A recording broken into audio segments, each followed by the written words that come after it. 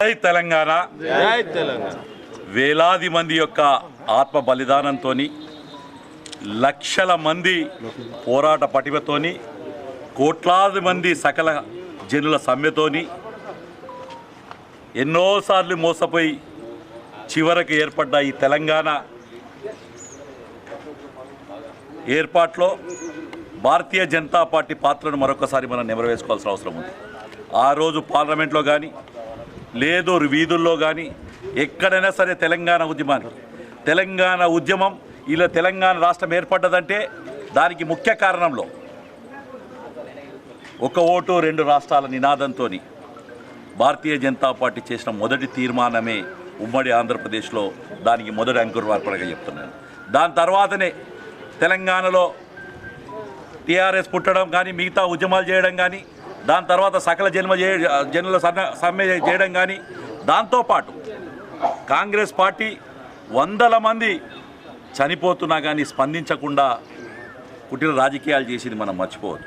ఆ రోజు పార్లమెంట్లో ప్రతిపక్ష నాయకురాలుగా సుష్మా స్వరాజ్ గారు తెలంగాణ మద్దతు తెలుపుతూ తను చిన్నమ్మ పాత్ర పోషించిన పాత్ర కూడా మనం గుర్తుంచుకోవాల్సిన అవసరం ఉంది. కానీ దురదృష్టవశాత్ రాచరిక పరిపాలనలో తెలంగాణ దోపిడీకి గురైంది. మళ్ళీ ఇప్పుడు 30 నెలల నుంచి ఒక పార్టీ ఢిల్లీకి కప్పంగడుతూ తెలంగాణని దోచుకుంటుంది. ఆ రోజు కేసీఆర్ కుటుంబం తెలంగాణ దోచుకుంటే ఇవాళ కాంగ్రెస్ పార్టీ అటు రావులకు, సోనియాకు కప్పంగడుతూ రేవంత్ రెడ్డి దోచుకునే ప్రయత్నం చేస్తున్నారు. కాబట్టి ఇవి రెండూ కూడా అర్థం చేసుకుంటారు. ఎవరైతే ఆత్మ బలిదానం చేశారో వాళ్ళు ఏ ఆకాంక్ష కోసం, సామాజిక బంగారు తెలంగాణ రావాలి, ఇది అన్ని రకాల అభివృద్ధి సాధించే తెలంగాణ కావాలని వాళ్ళ ఆకాంక్ష ఇంకా నెరవేరకపోవడం అనేది బాధాకరణ విషయంగా తెలియజేసుకుంటూ, కానీ వాళ్ళ ఆత్మ బలిదానం ఉట్టిగానే పోదు. మన తెలంగాణ ప్రజలందరూ కూడా చూస్తున్నారు. ఎవరైతే ఈ తెలంగాణ కోసం ఆత్మ బలిదానం చేశారో, రెండు సార్లు టీఆర్ఎస్కు మద్దతు తెలిపాం, ఒక్కసారి కాంగ్రెస్కి ఇచ్చాం.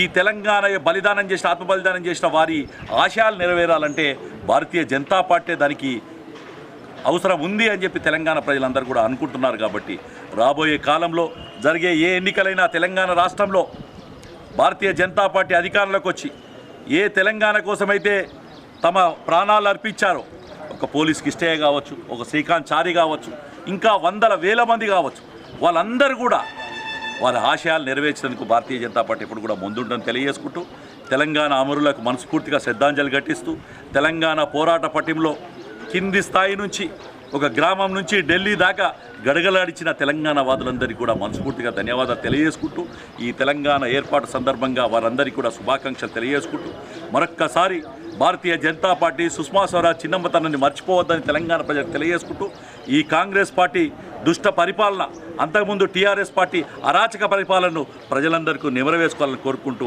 భారతీయ జనతా పార్టీ తెలంగాణకు శ్రీరామ రక్ష అని చెప్పి తెలియజేసుకుంటూ, భారత్ మాతాకి జై.